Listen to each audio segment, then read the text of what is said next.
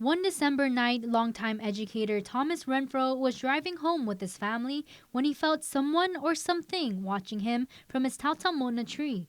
The light shine at the tree, and there was all these eyes looking at us from the tree.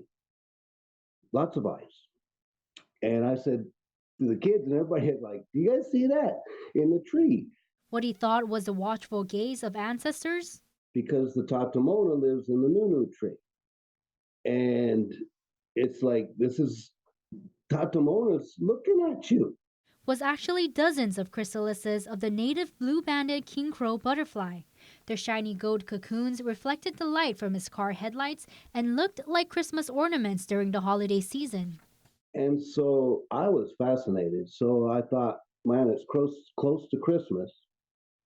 I'm going to go get a small Christmas tree from dollar store or whatever, 2 feet high, 1 foot high, whatever. And I got up in that tree and I got some scissors and a strainer, a spaghetti strainer. After asking permission, he carefully gathered the chrysalises and made what he calls the most magical Christmas tree. These things change color. The ornaments are so beautiful, it looks like somebody painted them. People ask me, how did you paint the ornaments? And it's nature painted, and they're metallic. And just like magic, the butterflies hatched come Christmas morning.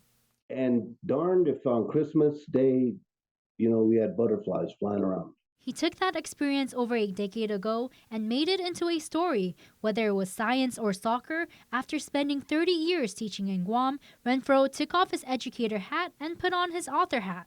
I was busy during COVID. I knew this was coming. I knew retirement was coming. And what am I going to do when I retire? 2 summers ago, I started to say, okay, I'm going to write down some of these stories that all my students told me I should write down because Though he admits it was a rocky journey getting his first book published. it took a long time and I tried hard to get it into Guam Press and they rejected me twice. And I finally got into this one.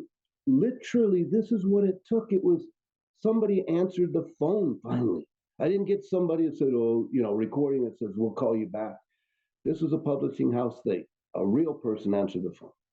Now he proudly presents The Chrysalis Christmas Tree, a 43-page paperback book that can be found on Amazon. It's really kind of unique because I went in Barnes & Noble, in Stateside, and I looked and looked and looked for a tropical Christmas. There is none. It's all snow and pine trees.